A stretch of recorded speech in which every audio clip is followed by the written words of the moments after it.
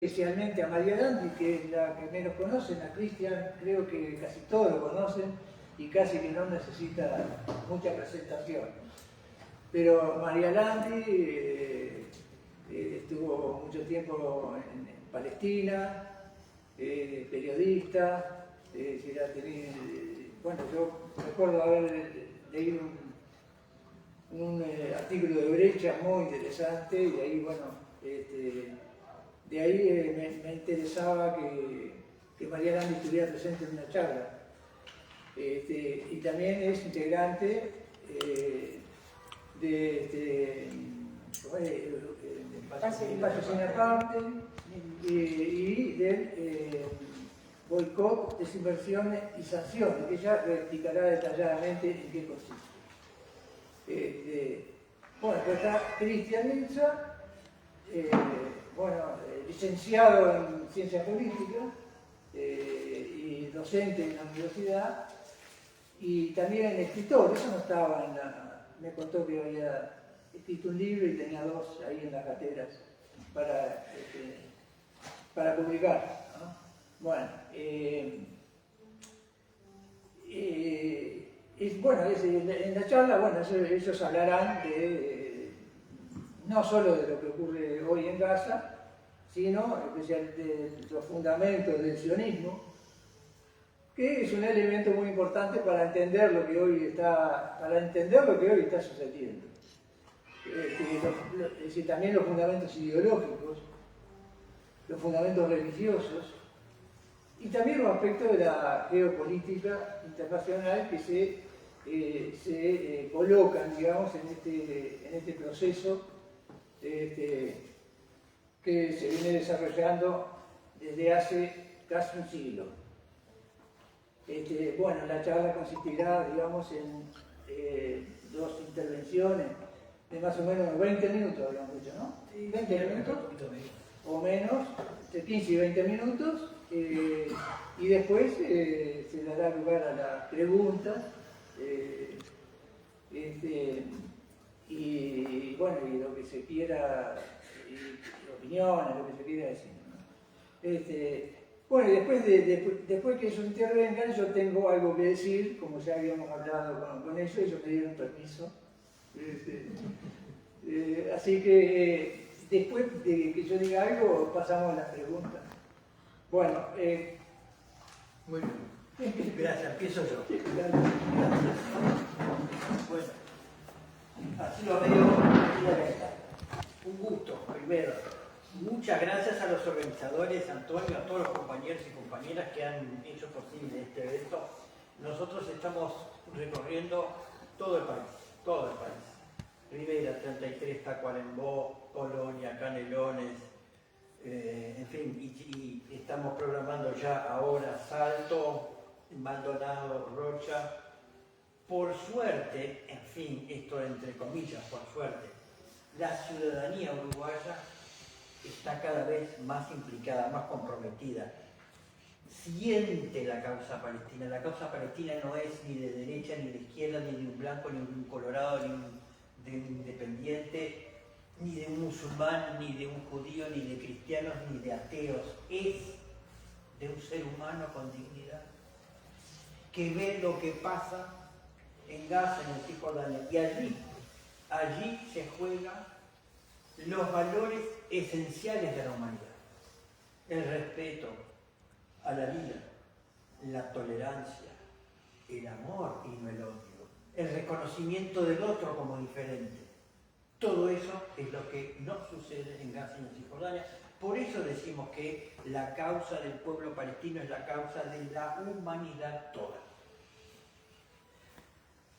Podríamos hablar con María horas, 20 horas igual, y estaríamos hablando los dos como locos, sin nadie que nos acompañara. Pero por eso establecimos una forma de plantear el drama palestino de una manera ágil. 15 minutos, ágil. Y entonces, primero hay que decir que no es una guerra, que no es un conflicto milenario, no. Es el drama palestino que tiene por lo menos 7 o 8 décadas de historia. Y hay 4 claves para entenderlo. La clave ideológica, la clave geopolítica, la clave económica y la clave cultural religiosa. La clave ideológica. El sionismo no es igual al judaísmo. El judaísmo es una religión y el sionismo es una ideología. Si me permiten, voy a abrir comillas y citar un texto brevísimo de Teodoro Herzl, que es un ícono, un emblema del sionismo, en una carta que envió al gran duque de Bay de Inglaterra en 1896, fines del siglo XIX. Teodoro Herzl le escribía, abro comillas, si la voluntad de Dios nos devolviera nuestra patria histórica, traeremos como portadores de la civilización occidental prosperidad, orden y pureza a este rincón abandonado e infestado del Oriente. Deberemos hacerlo para poder subsistir y esta obligación será una tarea excelente para nuestro pueblo. Los detalles están precisados en el Judenstaat, el Estado judío, publicado en 1897, cierro comillas.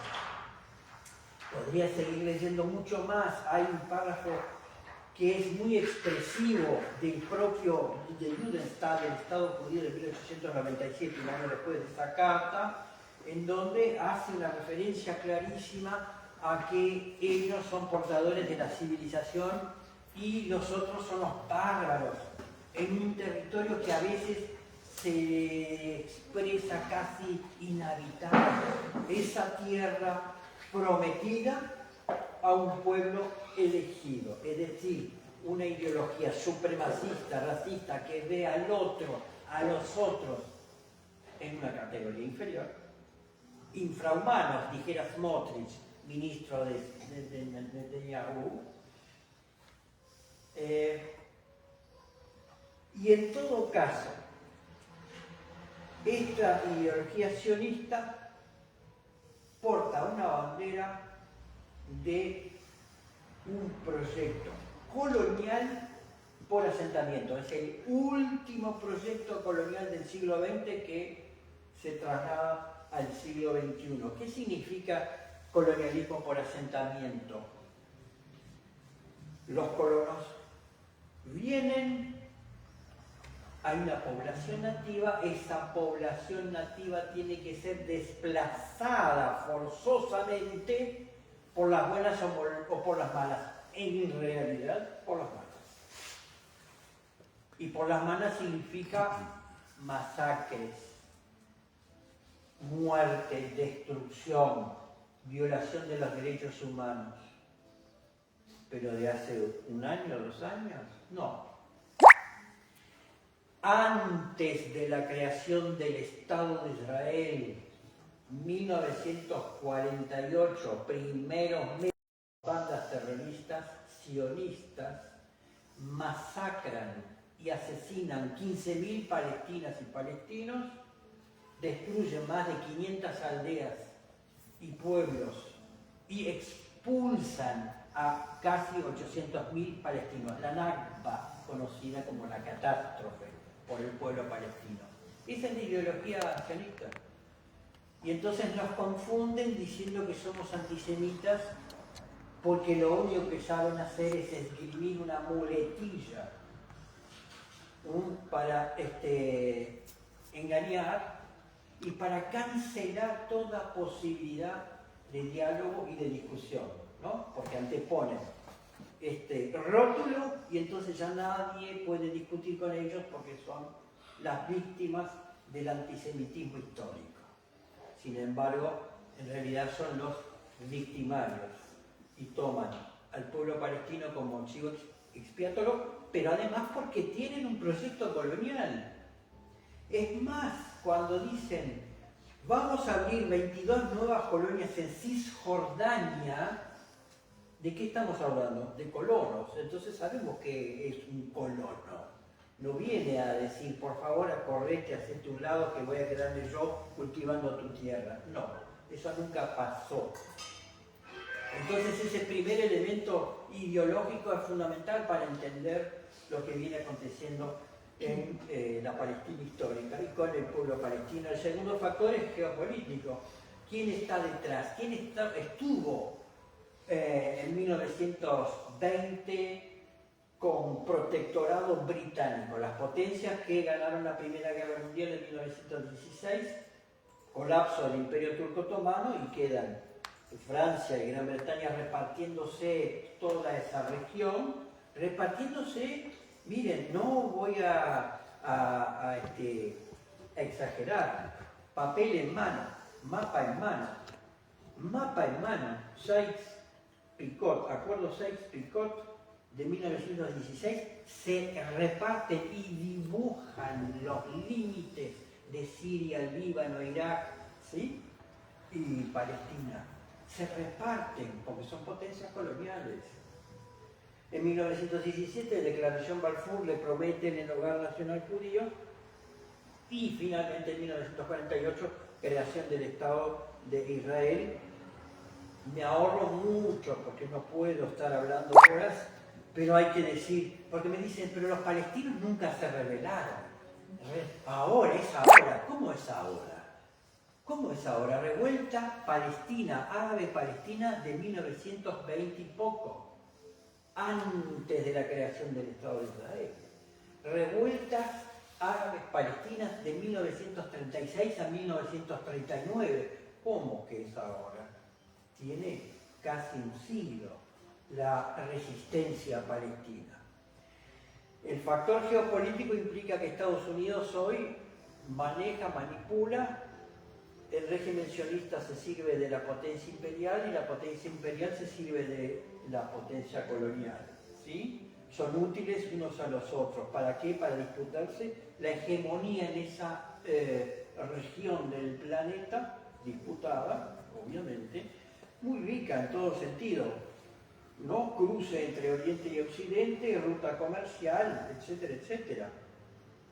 Y además, la disputa por el orden mundial, por la hegemonía en el nuevo orden mundial. Entonces, hay una potencia, desde mi perspectiva personal, Mirza piensa esto, una potencia imperial en decadencia como Estados Unidos, la OTAN, que también está en decadencia, frente a qué?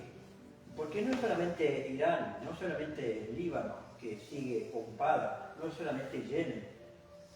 Más allá de Irán está China, y China está con los BRICS, está constituyendo un frente diferente, una unidad diferente, con China, Brasil, India, Pakistán, etcétera, etcétera. Hay una disputa, sin duda, y Israel juega su juego. Tercer elemento, recursos económicos. El factor económico, parece, pero no hay nada en esa tierra. ¿Qué hay? ¿Qué tiene Palestina? Nada. ¿Cómo nada? Tierra y agua, ¿les parece poco? Tierra y agua. El agua prácticamente más valiosa que el petróleo. Pero además hay yacimientos de gas en la plataforma marítima frente a las costas de Gaza. Y más allá, por supuesto, el petróleo. Recursos económicos, sí, la disputa por el territorio, porque es la construcción y la expansión, ¿en dónde? En un territorio. No es una expansión simbólica. Cuarto elemento, cuarta clave, cultural religiosa. Me dicen, no, pero jamás, estos terroristas y los otros son todos terroristas, fundamentalistas. No tiene nada que ver jamás con el ISIS, con Al-Qaeda, ni con el Daesh, nada que ver. Es más, parece un contrasentido que el nuevo presidente de facto de Siria, ex terrorista, perseguido por Estados Unidos y todas las agencias de espionaje y de inteligencia del mundo occidental, lo hubiera catalogado como terrorista número 1, número 2, y hoy es el presidente de facto de Siria y habla ante la Asamblea General de las Naciones Unidas y los Estados Unidos los aplauden, le abrazan y le dicen qué bien que nos viene este señor ahora, en este momento colocado en Siria. ¿Sí? Entonces, Hamas es una de las 14 organizaciones de la resistencia palestina. Yo personalmente no coincido tácticamente con lo que han hecho, no lo comparto, pero lo puedo explicar. Lo puedo explicar en razón de un terrorismo de Estado perpetrado y desarrollado por el régimen sionista desde hace décadas. Todo pueblo tiene derecho a la resistencia armada. Resolución 3070, Naciones Unidas, 1973. Todo derecho, todo pueblo, sojuzgado y oprimido tiene derecho incluso a utilizar la lucha armada para liberarse. Naciones Unidas, Resolución 3070, no cabe ninguna duda. Reitero, yo no comparto algunas acciones de Hamás, pero Hamás no es la única, son 14 organizaciones de la resistència. Y es una reacción, porque me dicen, no, pero fíjate lo que hicieron. ¿Saben el primer acto terrorista, digámoslo así, como dice los más media de Hamás, cuándo fue? Cuando, o mejor dicho, como reacción y después de un acto terrorista perpetrado por un colono sionista en Cisjordania que entró a una mezquita, ametralló a 29 feligreses que estaban arrodillados rezando y también hiriendo a decenas. Y ese señor al amparo de las FDI mal llamadas Fuerzas de Defensa Israelí, ¿no? Mal llamadas. Al amparo, porque los colonos sionistas en Cisjordania asesinan, expulsan a los palestinos con el respaldo absoluto del ejército israelí. Entonces, ¿quiénes son los terroristas?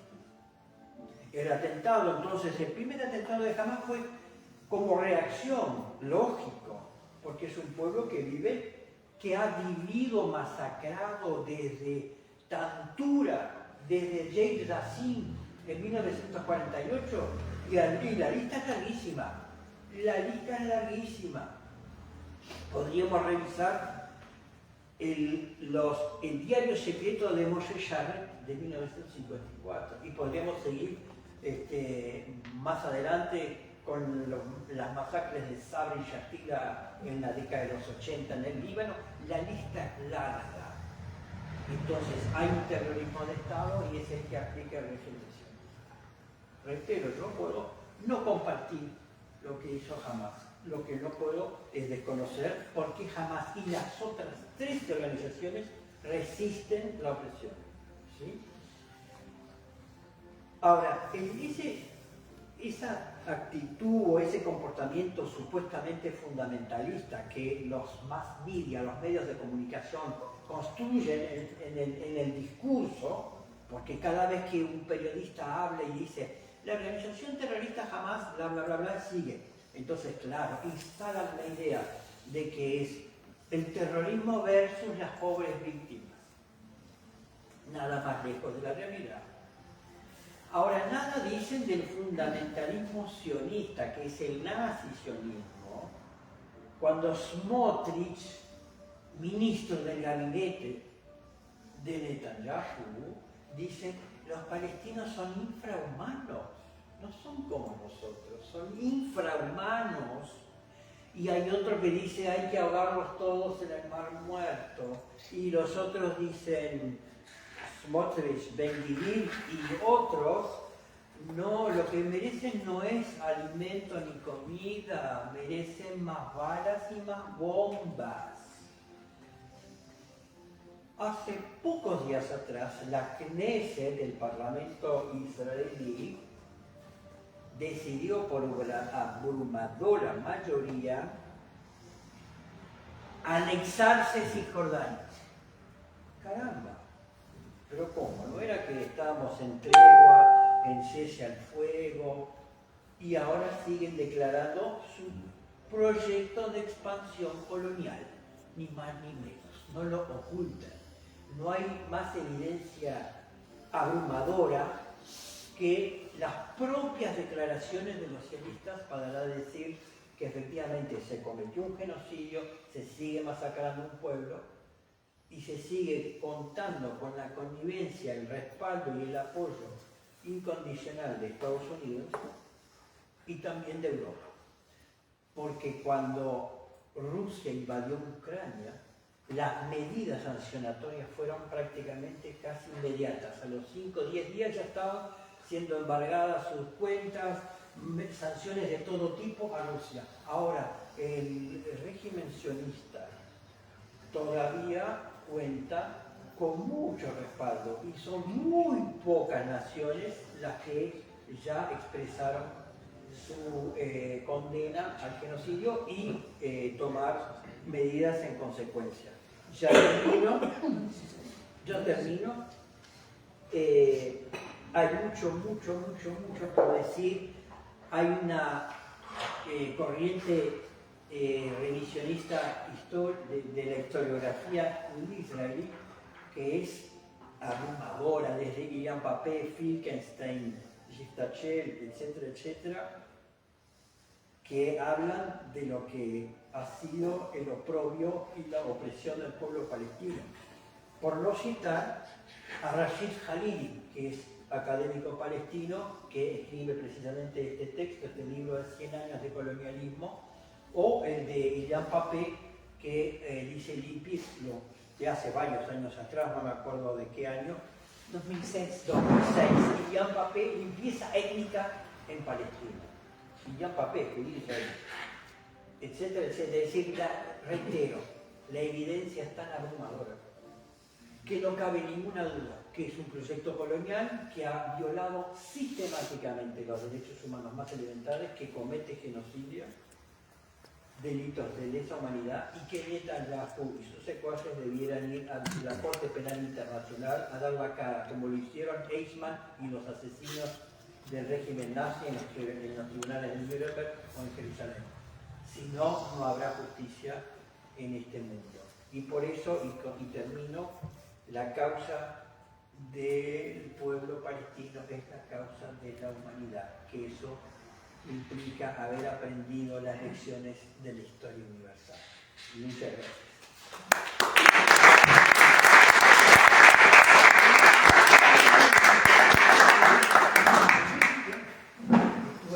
Perfecto.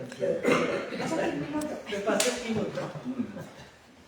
Bueno, primero quiero primero que nada agradecer que estén aquí. Para mí es un gusto estar en Florida. Y agradecer también a quienes organizaron la actividad y me invitaron.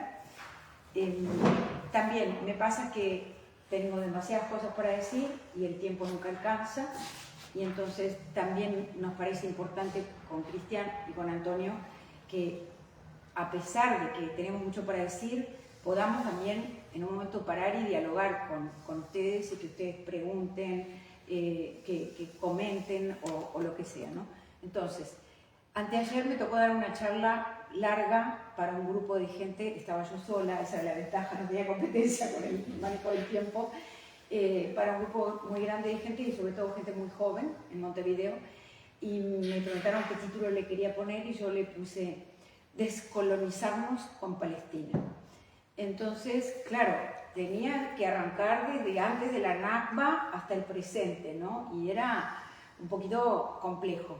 Y yo tenía un PowerPoint, que sé que tengo acá frente a mí para guiarme, pero ese PowerPoint, que es tan largo, yo lo voy a dejar de lado y voy a simplemente hablar, digamos, lo que serían como la última parte de esa presentación que hice anteayer. En primer lugar, voy a agregar algo más sobre Hamas, aunque Cristian se me adelantó en algunas cosas, pero esto que yo escribí, bueno, yo escribo en Brecha, habitualmente escribo en Brecha, en el semanario Brecha, y escribo sobre Palestina, no escribo sobre ningún otro tema. Y empecé a escribir cuando fui por primera vez a Palestina, y después, a lo largo de una década, seguí yendo muchas veces y seguí escribiendo para Brecha, tanto cuando estaba en Palestina como cuando estoy acá. Y cuando el año pasado se cumplía un año del 7 de octubre, en el semanario Brecha decidieron hacer un especial digital de acceso libre. Les digo porque si ustedes buscan en internet lo van a encontrar y lo van a poder leer todos. Después se hizo un libro que tiene la mayor parte de los artículos de ese especial y otros que se agregaron, pero ese especial es de acceso libre, está en el semanario Brecha y se llama Donde se juega casi todo. Entonces a mí me dijeron, ¿de qué querés escribir? Y yo dije, yo quiero escribir sobre Hamás. Lo mismo que cuando di una de las primeras charlas después del 7 de octubre en la Facultad de Humanidades, yo dije, bueno, empecé a hablar y dije, bueno, voy a hablar del genocidio y voy a hablar de Hamás. Y todo el mundo, así, ¿no? Y yo dije, porque parece que es un tabú, que no se puede hablar de eso. O si no se habla, se hace como todavía hacen nuestros políticos, como ustedes lo verán en los medios de comunicación, de derecha a izquierda sin distinción, y muchos dirigentes sindicales también, que parece que para empezar a hablar, y antes de criticar a Israel, primero hay que condenar el terrorismo de Hamás y después seguimos hablando. ¿Se dieron cuenta que es así? Es como pagar primero el derecho de piso y después... Entonces yo dije, y vamos a hablar de Hamás. Y el artículo que escribí para Brecha, que era tan largo que me lo cortaron en 3 partes, y no estoy de acuerdo con que me lo hayan cortado, pero así quedó, era, tenemos que hablar de Hamás. Y entonces, lo que yo dije en aquella primera charla y desarrollé en ese largo artículo es hablar de qué es y qué no es Hamás, ¿no? Porque hay tanta confusión y tanto estereotipo y tanto prejuicio y tanta satanización y tanta mentira y distorsión y falsedades y cosas que se han circulado desde el 7 de octubre. Entonces, lo primero es decir, Hamás no es el problema, es la excusa.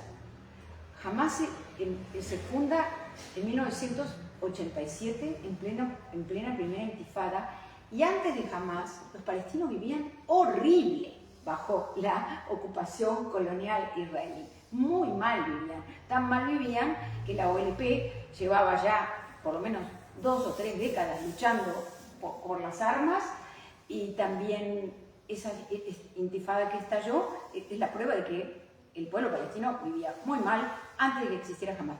Y si Hamás desapareciera mañana, cosa que Israel ha intentado durante 2 años hacer y ha fracasado rotundamente, si Hamás desapareciera mañana, nada cambiaría. Israel seguiría siendo exactamente lo mismo que hace hoy. Hamás es el cuco, es la excusa de turno, como antes lo fue la OLP, como antes fue Fatah, como antes fue Arafat, como antes fue la Liga Árabe. Cualquier cuco de turno sirve para justificar la opresión, la represión sobre el pueblo palestino. Como tampoco Netanyahu es el problema, porque otra cosa, cuando criticamos a Israel decimos, ay, ¿por qué el gobierno de Netanyahu tan extremista, tan ultraderechista? Netanyahu es el producto de ese proyecto sionista, colonialista, racista, supremacista, del que habló Cristian, es el producto natural, del mismo modo que el genocidio es el desenlace natural de un proyecto colonial de asentamiento que se quiere deshacer de la población nativa para vaciar la tierra y habitarla con población colona traída de otras partes del mundo, en este caso población judía. Entonces, Netanyahu no es el problema, Netanyahu es el producto de ese proyecto. Bueno, no es una organización terrorista porque la resistencia a una opresión colonial no es terrorismo, y eso lo reconoce la propia ONU. Aunque en todos los procesos de liberación nacional que conocemos, sobre todo del último siglo, podemos hablar de Vietnam, podemos hablar de Argelia, podemos hablar de Sudáfrica y podemos hablar de Nicaragua y de otros proyectos de Cuba, ninguno se hizo sin violencia,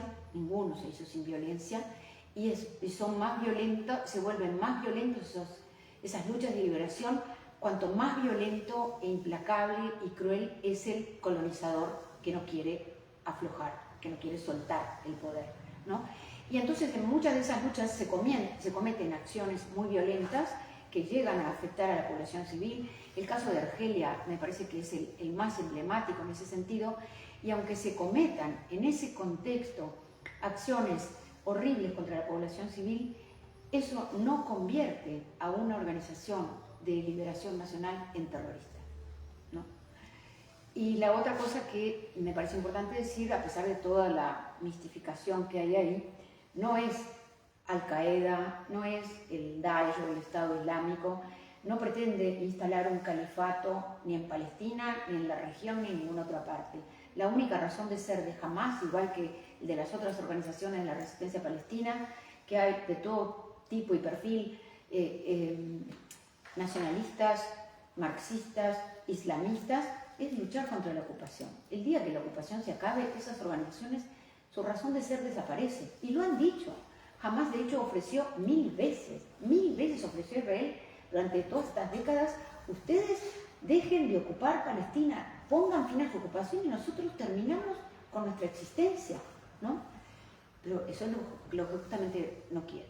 No es un grupo salafista, Hamás ha combatido a los salafistas que entraban a Gaza por la península del Sinaí, no tiene una agenda política fuera del territorio de Palestina y no es ajeno a la sociedad ni al escenario político palestino. Es mucho más que una organización, es un partido político, es una organización social, empezó como una organización social y religiosa, tiene una gran base social, no solo en Gaza, también en Cisjordania, y por eso tiene muchas facetas y tiene un brazo armado. Y a mí me pasó, estando en Palestina, conocer en Cisjordania. Nunca pude entrar en Gaza, ¿no? Gaza era una cárcel cerrada.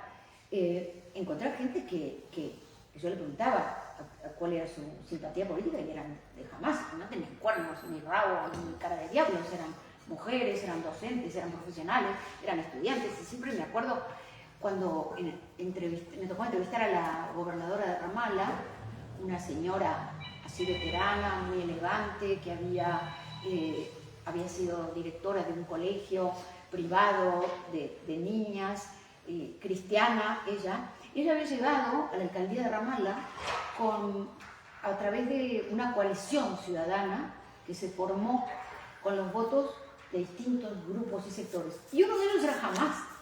O sea, Hamás puso sus votos para que esta señora cristiana fuera la alcaldesa de Ramallah. Entonces, esas cosas, cuando uno las empieza a conocer de primera mano, o por leer o por escuchar, empiezan como a romperse los esquemas, ¿no? Y uno empieza a pensar más allá de los estereotipos. Bueno, surgió en los 70 como una organización de asistencia social y religiosa, como una rama de la hermandad musulmana, pero luego corta, digamos, con ese pasado y se funda como organización política durante la primera intifada. Fue muy crítico de los acuerdos de Oslo, no fue la única. El Frente Popular de corte marxista y otros partidos también fueron contrarios a los acuerdos de Oslo. El gran intelectual palestino Edward Said dijo: son una capitulación, son una rendición. La historia les dio la razón a todos ellos. Los acuerdos de Oslo fueron una gran trampa ideada por Israel y Estados Unidos para afianzar el control israelí sobre el territorio palestino, para continuar colonizándolo y apropiándose de él y generando hechos consumados irreversibles, triplicando la población colona en el territorio palestino ocupado, mientras hacían como que negociaban para llegar a una solución pacífica. Mentira. Cada vez que Israel dice que negocia, está ganando tiempo y está engañando a la comunidad internacional y está distrayendo para continuar haciendo lo único que le interesa, que es seguir apropiándose del territorio palestino. Bueno, entonces Hamás rechaza los acuerdos de Oslo, rechaza la autoridad palestina que se crea en esos acuerdos con mandatos de administrar la ocupación y colaborar con el ocupante en materia de garantizar la seguridad de los colonos en el territorio ocupado, eliminando la resistencia armada, y lo hizo y lo sigue haciendo, y muy bien. Y bueno, pero en 2006 Hamás gana las elecciones legislativas, ¿no? Fueron las últimas elecciones que se hicieron eso fue después de la segunda intifada, ¿no? En donde Hamás tuvo un papel muy destacado y fue una intifada muy violenta, como todos recordarán. Pero luego termina la intifada y en el 2006 Hamás dice: vamos a entrar en el juego político. Y ganan las elecciones legislativas, y fueron las últimas elecciones que hubo en Palestina. Nunca más hubo elecciones. El mandato de Mahmoud Abbas, el presidente de la autoridad palestina, caducó en el 2009. Desde entonces gobierna por decreto, porque en el 2006, cuando se produce este problema de que Abbas está en el Ejecutivo, Hamas gana el Legislativo, hay que negociar, hay que hacer Hamas propone un gobierno de unidad nacional, Mahmoud Abbas lo rechaza e intentan dar un golpe de Estado con apoyo de Estados Unidos y de Israel, y bueno, ese golpe fracasa en Gaza y se afianza y logra Abbas conservar el poder en Cisjordania y Hamas se queda gobernando con Gaza, y esa división política, desgraciadamente para la causa de la liberación palestina, se ha mantenido. Quiero decir también que ha habido muchos intentos de recomponer la unidad y se han hecho acuerdos y se han firmado, los últimos el año pasado en una reunión en Beijing, y esto que digo no lo dice Hamas, ni lo digo yo menos, lo dice Mustafa Barghouti, que es otro político palestino, fundador de un partido que se llama Al-Mubadara, la Iniciativa Nacional Palestina, Banderas Naranjas, que él es un tipo que ha invertido muchísimo tiempo y energía en tratar justamente de acercar a las partes y recomponer la unidad política. Y Mustafa Barghouti, si lo escucho cada vez que abre la boca, decir que el responsable de hacer fracasar los acuerdos de unidad política palestina entre los dos rivales, Hamas y Fatah, y que no se puedan implementar esos acuerdos firmados, es Mahmoud Abbas. Mientras él esté en el poder, él ha jurado que Hamas y la Yihad Islámica, los partidos islamistas, nunca van a integrarse en la OLP y los acuerdos de unidad no van a prosperar.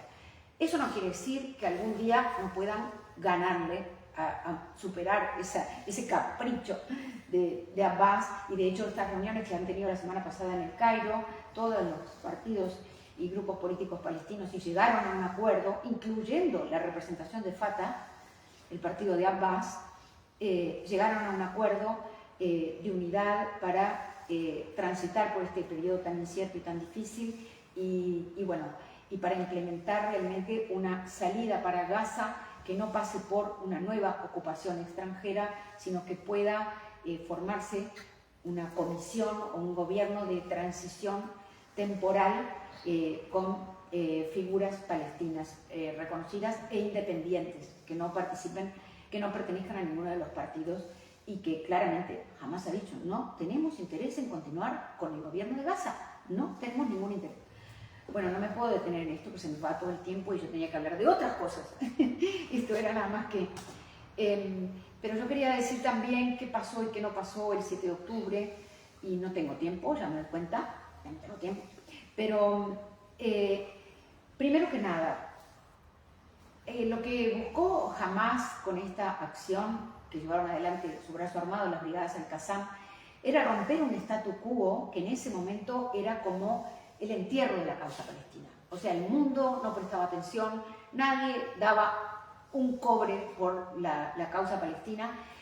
Trump estaba avanzando en su primera presidencia con esos acuerdos de normalización entre Israel y los países árabes, ya había firmado varios, dándole la espalda al pueblo palestino, y ahora se aprestaban a firmar uno con el más importante de los países árabes de la región del Golfo, Arabia Saudita, y eso significaba enterrar definitivamente la lucha palestina. Y entonces ellos dijeron: este status quo, este momento así crítico, no lo podemos permitir, tenemos que hacer algo que rompa todo. Y lo que se propusieron hacer fue una acción militar, que fue absolutamente heroica en el sentido de romper la valla de seguridad, romper la prisión de la cárcel que era Gaza, en donde los palestinos de Gaza vivían encerrados desde hacía 16 años, y tomar las bases militares que rodean a la franja de Gaza, secuestrar a algunos soldados y cambiarlos por prisioneros palestinos, que es lo que han hecho otras veces, que se ha hecho otras veces. La única manera de liberar prisioneros, sobre todo los que tienen condenas largas, es eso. Pero lo que pasó fue totalmente imprevisto, pasaron cosas que escaparon totalmente al control de la resistencia, que repito, la lideraron las brigadas Al-Qassam, pero participaron las brigadas de los otros partidos, incluyendo los de Fatah y los marxistas, ¿no? Entonces lo que pasó fue que encontraron esas bases casi vacías, los soldados no fueron capaces de reaccionar, tardaron un montón de horas el ejército israelí en entender lo que estaba pasando y en concurrir, y mientras tanto cantidad de gente que vio la valla abierta se salió de la cárcel, porque fue como realmente las masas que salen de una cárcel cuando se rompe las rejas de la prisión. Y entraron y se produjo un desbunde y cometieron todo tipo de violencia, fue como el analista, el académico estadounidense judío Norman Finkelstein dijo, para mí fue un acto que se pareció a las rebeliones de los esclavos en Estados Unidos, ¿no? O sea, años, décadas de opresión, de deshumanización, de vivir encerrados, sin futuro, sin nada, sin libertad, sin perspectivas de nada. Esos jóvenes que son todos refugiados, porque en Gaza lo que viven son refugiados de las aldeas palestinas de las que sus padres o abuelos fueron expulsados por las milicias sionistas y se implanta sobre ellas el Estado de Israel con sus hermosos kibbutz y todo eso, y llegan a ver las tierras de donde sus antepasados fueron expulsados para nosotros llevarnos a vivir en esa cárcel horrible que es Gaza, periódicamente bombardeada y destruida. Entonces, lo que ocurrió, por supuesto que igual jamás sigue siendo, desde el punto de vista legal, el responsable de todo lo que pasó ahí. Pero no quiere decir que lo que pasó ahí haya sido deliberadamente planeado, porque lo que se planeó fue una acción militar. Y además después las investigaciones posteriores, independientes, incluso de periodistas y reconocidas por militares israelíes y de medios de comunicación israelíes, demostraron que muchas de las denuncias que hizo el régimen de Netanyahu aprovechando sobre los crímenes que se habían cometido no eran ciertas, ¿no? Como los bebés decapitados, los bebés metidos en los hornos, las mujeres violadas en masa, etc. Quedó demostrado que nada de eso era cierto, que no hubo pruebas, aunque sí, claro que se cometieron crímenes, por supuesto que se cometieron crímenes, pero no las cosas que se denunciaron, y también muchas de las personas que murieron por el fuego israelí, ¿no? El fuego israelí que cuando por fin reacciona entra a los kibbutz con tanques y al festival de música lo bombardea con helicópteros, ¿no? F-16. Entonces mucho del daño y muchas de las víctimas del 7 de octubre, no sabemos cuántas, y no sé si algún día se sabrá, fueron producto del fuego israelí. Eso también está demostrado y reconocido, ¿no? Bueno, nada más, no tengo más para decir sobre esto porque tendría que ahora empezar a decir qué era lo que queríamos decir con descolonizarnos con Palestina, ¿no? A mí lo que me importa destacar es que Uruguay tiene que hacer Uruguay tiene una responsabilidad muy importante desde que en el año 47 formó parte de la Comisión de Naciones Unidas, que no era las Naciones Unidas de hoy, las de 47, que formaron una comisión y recomendaron la partición de Palestina. Desde ese entonces, Uruguay es visto como un país que orgullosamente colaboró a la creación del Estado de Israel en la tierra de Palestina. Y yo creo que esa revisión crítica hay que hacerla desde una mirada decolonial, desde lo que hoy es la sensibilidad y el pensamiento anticolonial o descolonial, o como le queramos llamar, entender que esa decisión que se tomó, la tomaron las potencias occidentales, hubo mucho lobby, mucho cabildeo para que los países como el nuestro votaran a favor de la partición de Palestina, lobby estadounidense, lobby, ni hablar sionista, en cada país y en la ONU, pero nunca nadie dijo, y si le preguntamos a la población árabe que vive ahí, ¿qué quieren? ¿Qué necesitan? ¿Cuáles son sus intereses? ¿Cómo van a ser afectados? No, como hasta hoy, que quieren seguir decidiendo el futuro de Gaza y de Palestina sin que los palestinos participen en la decisión sobre su propio futuro y sobre su propio país. Y eso fue lo que se hizo en el 47. Y ahí se creó un problema que hasta el día de hoy no ha tenido solución. Pues en Uruguay, desde entonces hasta hoy hemos visto y seguimos viendo, predomina en el imaginario de la derecha, del centro y de la izquierda, esa visión de un Israel democrático, liberal, la única democracia del Medio Oriente, iluminado, Startup Nation, el desarrollo tecnológico, bla, bla. Todos esos versos que siguen vendiéndonos son los espejitos de colores que nos trajeron los conquistadores hace 5 siglos y que seguimos engañando, dejándonos engañar. El genocidio no es, y la ocupación y la colonización no son un Israel distinto. El Israel es uno solo, el que tiene la fachada bonita y el que comete los crímenes horrendos contra el pueblo palestino. Es como decir, yo tengo un amigo que es un respetable caballero, que tiene un título de lord, que vive en una mansión muy elegante, pero es un asesino serial y tiene el sótano lleno de cadáveres. Y yo me creo que el señor es muy educado, muy elegante, muy culto, ¿no? Y me siento orgullosa de ser amiga de él. Israel es eso.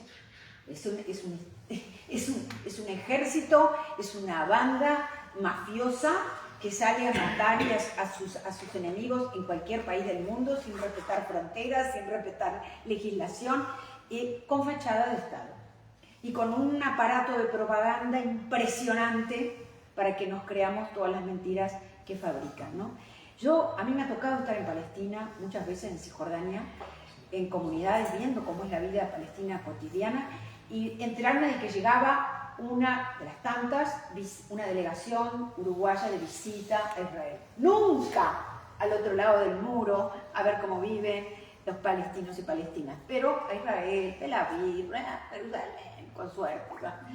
Ni siquiera a las comunidades palestinas dentro de Israel, que también las hay, son el 20% de la población de ese país que viven como ciudadanos de segunda y tercera, pero ni eso, no iban a ver cómo viven las tribus beduinas en el desierto del Nakab, no, que iban a ir a ver, Negev para los israelíes.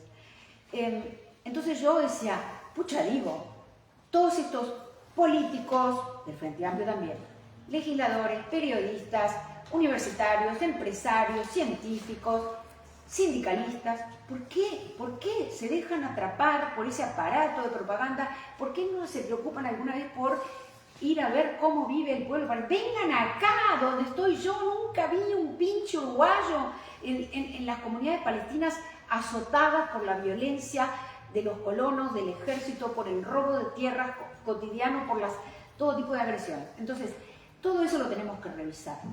Porque este genocidio lo que ha hecho es mostrar la cara verdadera de ese régimen. La cara verdadera de ese régimen. Y yo creo que si algo positivo tenemos que rescatar de estos horribles 2 años en que hemos, no solo al pueblo palestino, sino a quienes lo queremos y lo acompañamos, nos han infligido este daño moral insoportable, ¿no? De que nos ha partido el corazón y la vida, y nuestra psiquis también ha sido profundamente afectada por ver el horror del genocidio todos los días en nuestros celulares. Si hay algo bueno es que las máscaras se cayeron, gente. No podemos seguir tratando y hablando con Israel y de Israel como un país normal. No lo fue nunca y no lo es. Es un régimen colonial que se propuso desde el día 1, como decía Cristian, la apropiación de todo el territorio de Palestina y la eliminación de la población árabe por los medios que sea posible. Expulsión, genocidio, cárcel perpetua, masiva. No hablemos de las cárceles, ¿no? Las cárceles son centros de tortura y exterminio, especialmente en estos últimos 2 años. Están en manos de este loco, lunático, psicópata que es Ben Gvir, ¿no? Que disfruta infligiendo máximo sufrimiento a los presos palestinos. Es una cosa horrorosa. Entonces, ¿qué queda hacer? ¿Qué es lo que nos piden los palestinos y palestinas? Nosotros somos parte del movimiento BDS, de boicot, desinversión y sanciones, que es un movimiento palestino que surgió hace 20 años y que hoy es internacional, es global, está presente en todos lados, y que lo que nos piden es una cosa muy, muy simple. No necesitamos la ayuda de ustedes para liberarnos. Necesitamos que dejen de ayudar a Israel a existir, que dejen de ayudarlo con todos los vínculos que ustedes mantienen con este Estado genocida y de apartheid, ayudan a mantenerlo. El modelo es Sudáfrica. ¿Cómo se acabó el apartheid en Sudáfrica? Mediante la lucha del pueblo sudafricano, por supuesto, pero con una enorme campaña internacional de boicot, de desinversión y de sanciones que convirtieron a Sudáfrica blanca, racista, en un Estado paria que no podía participar en ningún foro internacional porque lo habían expulsado de todos lados, ¿no? Y bueno, el modelo es ese. Israel no se puede mantener relaciones de normalidad con un Estado, con un régimen que no es normal, que es genocida, que es de apartheid, que es colonial, y que la única solución es acabar con ese régimen, con la descolonización, con el fin de la apartheid, con el fin de la ocupación colonial. Y para eso, negociar con esa gente no funciona, ya está demostrado, exhortarlo con resoluciones de la ONU que no se cumplen, está demostrado que tampoco, entonces es la hora de aplicar sanciones. Nuestro planteo es, todas las relaciones que se mantienen con este régimen son relaciones de complicidad. Uruguay también es cómplice. Claro, Estados Unidos, que le da millones y millones de armas todos los días, es mucho más cómplice, pero nosotros también somos cómplices. En la medida en que mantenemos relaciones normales con un Estado genocida, somos cómplices del genocidio, ayudamos a sostenerlo. Por eso, así como le pedimos al gobierno que suspenda relaciones, le pedimos en su momento que clausurara la oficina de innovación en Jerusalén, ahora la pusieron en suspenso, pero la clausura definitiva hay que seguir exigiéndola.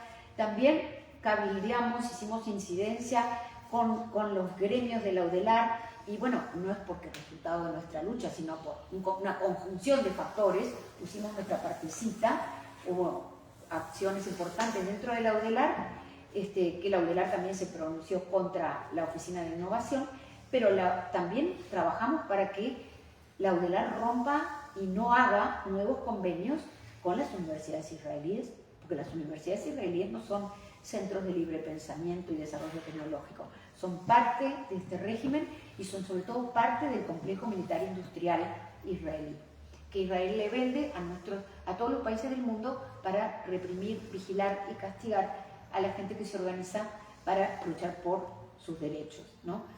Y bueno, muchas más cosas que no puedo decir, pero la perspectiva de colonial, y con esto termino, requiere eso justamente cambiar de paradigma, no seguir diciendo, ay, esos dos pueblos, esos dos países que se enfrentan y que no se ponen de acuerdo, el conflicto, esa visión de la teoría de los dos demonios, que habla de una falsa simetría entre un ocupante y un ocupado, un colonizador y un colonizado, un genocida y las víctimas del genocidio, ¿no? Entonces, empezar a hablar de lo que es realmente, ¿no? Que es un régimen como ya lo acabamos de describir. Entonces, dejar de hablar de un territorio en disputa que tiene que ser repartido y empezar a hablar de un territorio colonizado que tiene que ser descolonizado. Dejar de hablar de las negociaciones eternas, que son la gran trampa en la que Israel siempre quiere atrapar a los palestinos y engañar a la comunidad internacional, y empezar a hablar de las sanciones. Hay que aplicar sanciones, hay que aplicar sanciones. Y en lugar de seguir hablando de ese engañoso lenguaje del proceso de paz, ahora parece que vamos a entrar en otro proceso de paz, después de perder más de 30 años con Oslo, con la trampa de Oslo, hablar de que hay que luchar contra el apartheid y contra el genocidio, ¿no? Y bueno, y que hay que hablar sobre todo, más que discutir si va a haber un Estado, dos Estados, tres Estados, por dónde va a ir la línea, por dónde qué cosa va a quedar de un lado, qué cosa va a quedar del otro, hablar de que hay que desmontar ese régimen racista, supremacista, donde la población judía, por ley constitucional, tiene más derechos que la población no judía, y convertir ese territorio, todo ese territorio, se llame como se llame, tenga cuantos estados decidan que vaya a tener, no es asunto nuestro, en un lugar, en un espacio democrático, donde todas las personas que vivan en él tengan los mismos derechos, más allá de cuál sea su origen étnico, nacional o religioso. Todas las personas que tengan los mismos derechos y convivan en igualdad, en paz, en serenidad, como era en esa tierra santa para las tres religiones monoteístas antes de la llegada del sionismo como proyecto colonial. Porque incluso eso está en la memoria, está en el recuerdo de las huellas. Por ejemplo, uno va a Jerusalén y puede ver las huellas y puede leer la historia y escuchar los testimonios, cómo se compartía la Tierra Santa para las tres grandes religiones antes de la llegada del sionismo, que se propuso convertir esa Tierra Santa en una tierra pura y exclusivamente judía. Y eso es imposible. No se puede pretender tener un Estado judío en un territorio donde la mitad de la población hoy en día no es judía. No es judía. Bueno, y lo tengo que dejar acá, tendría mucho más para decir, pero ya sé que me pasé. Bastante. Perdón, terminé. Terminé.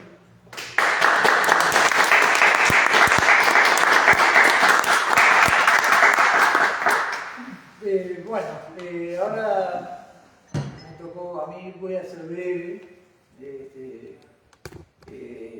Si es bueno, va a ser dos veces bueno, pero bueno, no va a ser, no sé.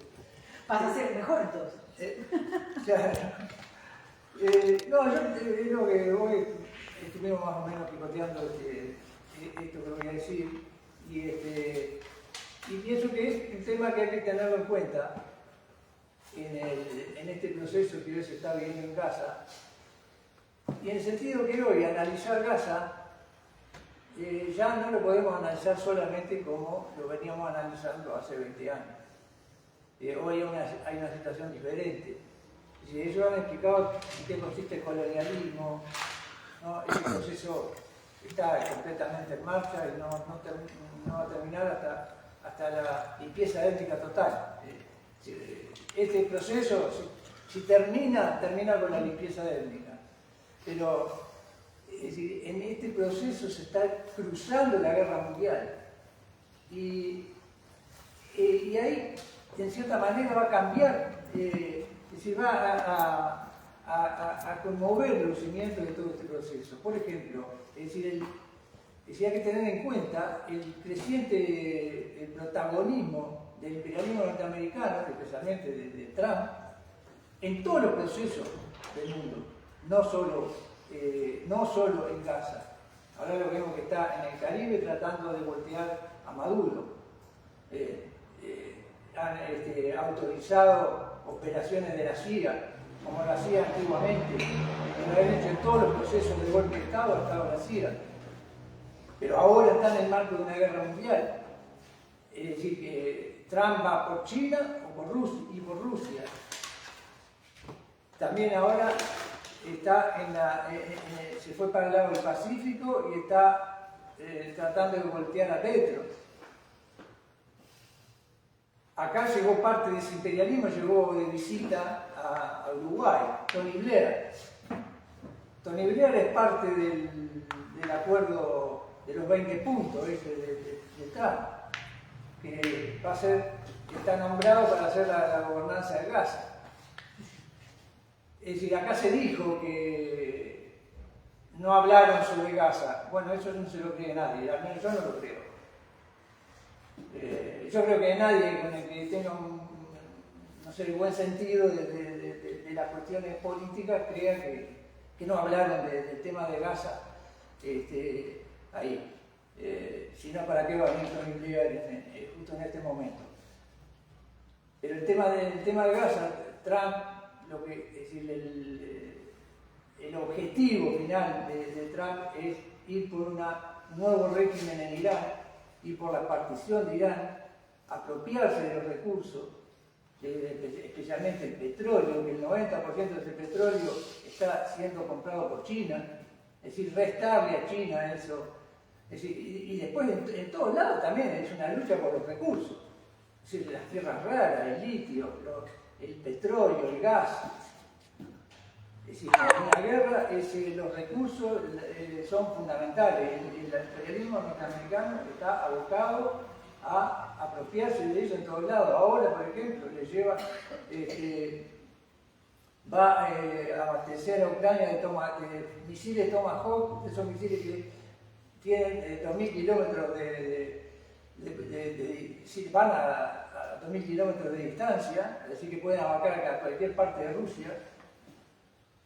Pero con la diferencia con respecto al gobierno anterior, van a hacer caer el costo sobre la Unión Europea. Y eso va a traer como consecuencia una serie de terribles ajustes que van a provocar levantamientos sociales. con respecto a lo de Gaza, es decir, digamos, plan de los 20 puntos a los cuales Trump llevó a Netanyahu casi desde las orejas, lo obligó a decir que sí. Es decir, sabemos cuál es el sí de Netanyahu, pero lo obligó a decir que sí y ahora ha recibido severa crítica de la derecha del Likud por haber capitulado, casi lo tienen como un capitulador por haber aceptado este plan de Trump. Pero ¿por qué? ¿Por qué Trump se llevó de las orejas a Netanyahu a firmar estos acuerdos? Por las grandes movilizaciones que hubo en todo el mundo, incluidas las marchas que hubo acá en Uruguay, pero en todo el mundo, pero no solo las movilizaciones y las grandes concentraciones de gente, sino también la intervención de la clase obrera italiana. Eso fue lo que terminó decidiendo a Trump, decir, bueno, esto no va más. Incluso sacó declaraciones hasta que en Cisjordania no va a haber más colonización, y eso lo doy firmado. No va a haber más colonización, lo digo yo, lo voy a obligar a Netanyahu. Pero ¿qué pasó en Italia? Hubo grandes huelgas obreras, huelgas con ocupación y medidas de los estibadores de los puertos de Italia de impedir cualquier embarque de mercancías, armas o lo que fueran para Israel. Para Israel y desde Israel. So pena de medidas mayores. Y eso alertó a Trump, porque él dijo, bueno, esto se está poniendo muy feo, hay que terminar con esto, porque él necesita ir por Irán. Y para ir por Irán y romper la ruta de la seda, ¿no? Es decir, para ir por China, necesita de estabilidad, por lo menos una estabilidad momentánea. Es decir, ¿qué quiero decir esto? Si esto ahora, digamos, hay una especie de tregua, esa tregua es para preparar una nueva ofensiva. Es decir, no creo que hay que hacerse ilusiones en que va a haber alguna posibilidad de estructurar un Estado palestino. No me parece. Esto es ya entró en el tema de la guerra y esa me parece que es el escenario que está dominando la situación. Bueno, yo no me quedo ahí. Es eso lo que quiero decir. Y ahora, bueno, unas preguntas, como quieran. Yo querría agregar algo a lo que vos acabas de decir, si se puede. Yo estoy de acuerdo en que la movilización creciente e imparable fue un factor decisivo, pero hay otro factor que me parece que no lo podemos dejar de lado, y es que el error de Israel, de Netanyahu, de atacar a la delegación palestina en Doha, en la capital de Qatar, que es el país del Golfo, el principal aliado que tiene Estados Unidos en el Golfo, donde tiene su mayor base militar, la más grande de toda la región, y que ha hecho el mayor esfuerzo o papel de negociador en esta crisis. El hecho de haber atacado a Qatar, que fue un gran error estratégico, hizo que los países del Golfo se pararan de punta y dijeran, pero acá no se salva nadie, porque está bien, cacareamos nuestra solidaridad con el pueblo palestino, dejamos que Israel lo masacre, pero cuando ya viene Israel a atacarnos a nosotros en nuestro territorio, la cosa cambia. Entonces, como Estados Unidos tiene enormes negocios, y el propio Trump y su familia, no solo el país, ellos tienen negocios privados, particulares, con las monarquías autoritarias del Golfo, esos países por primera vez hicieron valer un poder que tienen sobre Estados Unidos y que no habían querido hacer valer, que es para esto, porque si no se pudre todo, se pudren los negocios que acabamos de hacer en tus viajes recientes. Entonces eso fue, me parece, también un factor que influyó bastante para que Trump dijera, no, se está alborotando mucho el avispero, los negocios van a fracasar, loco, para un poquito y no sigas atacando y bombardeando a cualquiera que se te antoja. Entonces, eso también es un factor. Pero como vos decís, eso no quiere decir que la solución esté. O sea, mientras el régimen israelí y el proyecto sionista sigan en pie, esto es nada más que una pausa hasta la nueva oportunidad de reanudar el exterminio. Ahora sí, me callo. Escucho las preguntas o comentarios. Yo quiero hacer un aporte pequeño. Se habló de izquierda y de derecha, frente que el partido de Ángel, los poblados tienen. Mi señora profesora, tiene que ver si la cuestión del partido. Yo sé que este frente no ha hecho muchas cosas, pero el gobierno anterior se jactaban de la laicidad.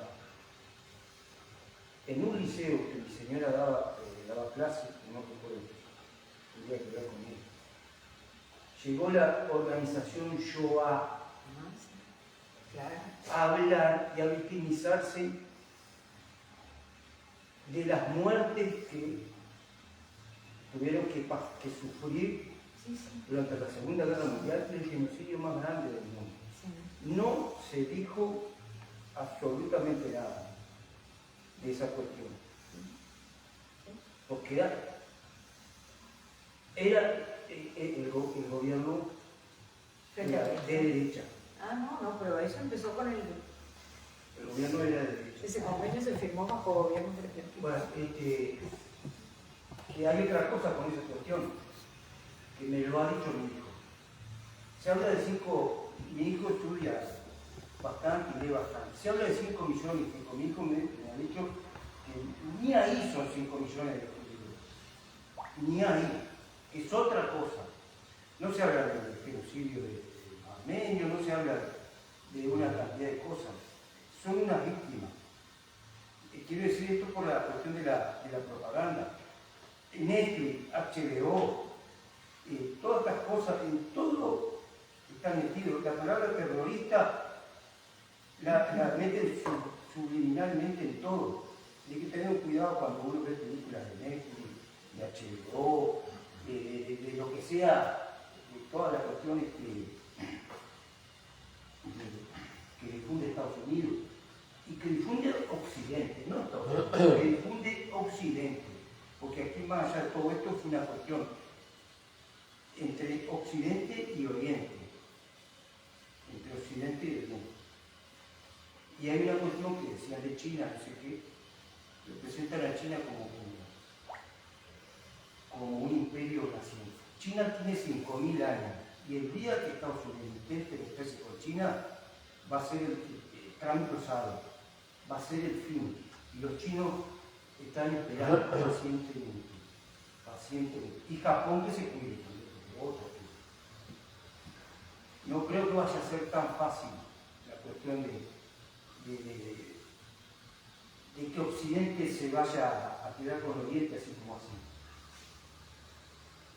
Nada más. ¿Es posible esperar una medida intervencionista por parte de Naciones Unidas o es algo que lisa y llanamente tenemos que descartar de plano? Ya ha habido ese tipo de intervenciones en el pasado, ¿no? ¿Qué pasa con el mundo árabe en esta situación, ¿no? Digo, ¿cómo se logra la unificación frente a los testimonios que estamos viendo? Me llama la atención la indiferencia, o por lo menos la indiferencia del mundo árabe en este conflicto tan occidentalizado. De los gobiernos, ¿no? Claro, No sé si hay más preguntas. Yo voy a hacer algunos comentarios. El Gustavo Petro presentó una propuesta de crear un ejército multinacional, internacional, para defender la paz, los derechos del pueblo palestino, etcétera, etcétera. Ejércitos similares, podemos decir así, la FINUL, que son en realidad los cascos azules de Naciones Unidas, pero sabemos muy bien qué pasó con la FINUL en el Líbano. El ejército israelí los atacó sin ningún problema, sin hacerse ningún problema. Algunas naciones, Indonesia por ejemplo, llegó a ofrecer 20.000 efectivos, pero el problema mayor en este sentido es el esquema actual de Naciones Unidas. Es decir, si nosotros consideramos que 145 países votaron en la Asamblea General de Naciones Unidas hace 2 semanas atrás el reconocimiento del Estado palestino, si vamos todavía más para atrás y consideramos que 150 países votaron un cese al fuego y Estados Unidos ejerce su derecho al veto que tiene junto con otras 4 naciones, entonces no hay posibilidades de imaginarse cómo es viable un ejército internacional movilizado por Naciones Unidas cuando una sola nación, la superpotencia norteamericana, ejerciera su veto y bloqueara cualquier posibilidad de ejército o fuerza multinacional. Entonces yo no la veo viable. Es un poco equivocado, pero de ahí a que envíen tropas, no sé, de Indonesia, de Francia, de Inglaterra, de los países árabes, no, hoy no la veo. Los países árabes, la Liga Árabe, a veces a mí me preguntan eso y me dicen, no, pero ¿y cómo los árabes no defienden a los árabes? Digo, mirá, es como decir, cómo los latinoamericanos no se defienden entre ellos, como si todos los latinoamericanos fuéramos todos iguales, pensáramos todos igual, y todas las naciones desde Río, ¿no? Desde México para acá, fuéramos todos iguales. No, a ver, la Liga Árabe, las naciones árabes van desde Emiratos Árabes Unidos, aliado incondicional de Estados Unidos. Acuerdos de Abraham. Los acuerdos de Abraham. Aliados de Israel desde hace muchísimo, Arabia Saudita y otros países. Bueno, yo no quiero poner mi propio país de origen, ustedes saben que soy egipcio, nacido en Egipto, etcétera, etcétera. Al-Sisi, el presidente egipcio, se cuida mucho de apoyar la causa palestina, ha tenido problemas con la hermandad musulmana y no quiere saber ningún... ¿Es un dictador? ¿Es un dictador? Sí, o sea, lo que quiero decir es que pensar en una postura unificada de la Liga Árabe es como algo imposible, más allá de algunas declaraciones y algunos acuerdos básicos cuando se pasan de la raya o cuando los intereses de algunas de esas naciones de la Liga Árabe se ven amenazados. Pero fíjense que Israel está en el sur del Líbano, no es la primera vez, estuvo en la década de los 80, invadió el Líbano de sur hasta Beirut, bombardeó Beirut y masacró Saba y Shatila, etc., ¿no? Invade el sur de Siria, llega a las puertas de Damasco, bombardea Yemen, bombardea Qatar, es decir, en la impunidad es tal, y que entonces uno podría imaginarse, ¿no? La Liga Árabe como aquella Liga Árabe que unificó una estrategia militar fracasada en la primera guerra, o como quieran llamarlo, del año 48. ¿No? Pero hoy es como, no sé, es no entender las lógicas dentro de los países árabes. A izquierda, a derecha, hay un capitalismo rampante digamos, la lógica del capital y la lógica de los intereses económicos está presente desde China hasta Estados Unidos y desde Suecia hasta Uruguay. Entonces no. Yo querría Es agregar como algo. una ilusión pensar que la Liga Árabe va a ir todas atrás del pueblo palestino. Por algo está el pueblo palestino sufriendo hace 7, 8 décadas. Sunitas y chiitas. Yo querría decir algo agregando eso también, si se puede. Yo creo que hubo un proyecto interesante que fue el panarabismo, ¿no? Que un poco la figura que lideraba era justamente Nasser, Gamal Abdel Nasser. exacto, el presidente de Egipto. Y lo que siempre ha influido es la incidencia y el papel del imperialismo, ¿no? Aliado Estados Unidos con las potencias occidentales para reventar, hacer fracasar esos proyectos de unidad que buscaban que el mundo árabe pudiera unificarse, que tuviera una estrategia propia, una palabra propia, que defendiera sus intereses, que nacionalizaran y manejaran sus recursos, nada menos que el petróleo en esa región estratégica. Entonces siempre hubo un accionar del imperio para destruir esos proyectos. Después vino el fracaso del panarabismo, de acuerdo a lo que fue también el movimiento de los países no alineados, o sea, todo eso se encargaron de reventarlo. Después, más recientemente, lo que se llamó la primavera árabe o las revueltas árabes en muchos de esos países, que también fueron apagadas a base de represión, a base de intervención de la CIA. La CIA es una organización criminal, asesina, que va por todo el mundo imponiendo la agenda de Estados Unidos, derrocando gobiernos, imponiendo otros. Entonces, los que hoy gobiernan los países árabes no son países soberanos, son países rendidos al imperialismo,